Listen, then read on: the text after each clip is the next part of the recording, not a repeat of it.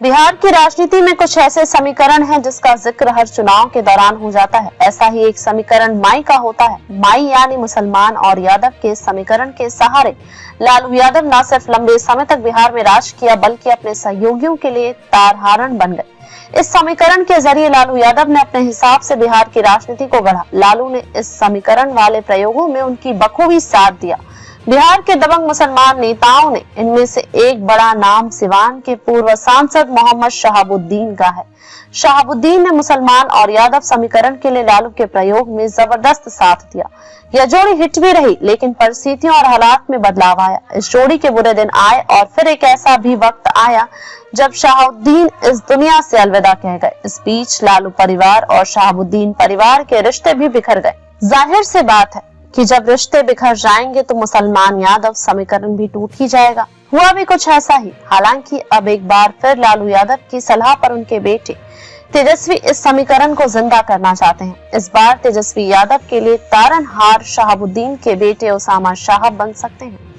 ये हम इसलिए कह रहे हैं क्योंकि तेजस्वी यादव और लालू यादव ने शहाबुद्दीन परिवार की नाराजगी दूर कर दी है और पिछले दिनों उसामा शाह के साथ उनकी मां हिना शाह को एक बार फिर राजद में शामिल कर लिया।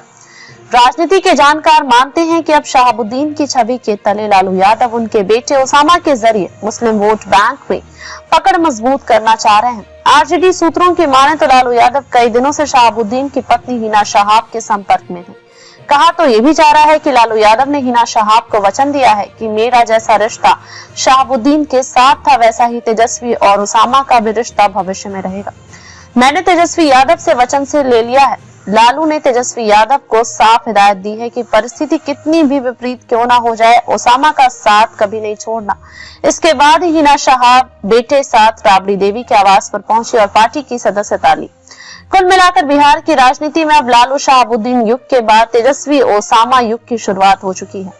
राजद के करीबी बता रहे हैं कि तेजस्वी बिहार विधानसभा चुनाव के लिए मुसलमान वोटर को एकजुट करना चाहते हैं और इसके लिए वह उसामा शाह को बड़ी जिम्मेदारी दे सकते हैं। खास तौर पर तेजस्वी के लिए सीमांचल के इलाके में मुसलमान वोटर को रिझाना जरूरी हो गया है। बता दें कि सीमांचल में विधानसभा के करीब 24 सीटें हैं और इस इलाके में ज्यादातर सीटों पर मुस्लिम मतदाता निर्णायक भूमिका निभाते हैं। 2020 के विधानसभा चुनाव में यादव तो आरजेडी के साथ मजबूती से खड़े रहे, लेकिन मुसलमानों ने तेजस्वी को जोरदार झटका दी। पिछले चुनाव में यहाँ असदुद्दीन ओवैसी की पार्टी को 5 सीटें मिली थी। ऐसे में राजद को इस बार भी अपना वोट बैंक चटकता हुआ नजर आ रहा है। तेजस्वी क्षेत्र में अपनी पकड़ मजबूत करने में जुटे हैं। तेजस्वी जहां सीमांचल को साधने की भरपूर कोशिश कर रहे हैं, वहीं भाजपा और जदयू की भी नजर सीमांचल इलाके पर है। लोकसभा चुनाव में एनडीए ने यहां बड़े नेताओं की रैलियां की थी। 2020 के विधानसभा चुनाव में एनडीए को सीमांचल की 24 विधानसभा सीटों में से 12 सीटों पर जीत मिली थी। बता दें कि बिहार में मुस्लिम आबादी 17% से ज्यादा है, जो सियासी रूप से किसी भी दल का खेल बनाने और बिगाड़ने की ताकत रखते हैं। बिहार की कुल 243 विधानसभा सीटों में से 47 सीटें ऐसी हैं जहां मुस्लिम वोटर निर्णायक स्थिति में है। इन सीटों पर मुस्लिम आबादी 50% से भी ज्यादा है। बिहार की 11 सीटें ऐसी हैं जहां पर 40% से ज्यादा मुस्लिम मतदाता हैं और 7 सीटों पर 30% से ज्यादा हैं। इसके अलावा 29 विधानसभा सीटों पर 20 से 30% के बीच मुस्लिम मतदाता हैं।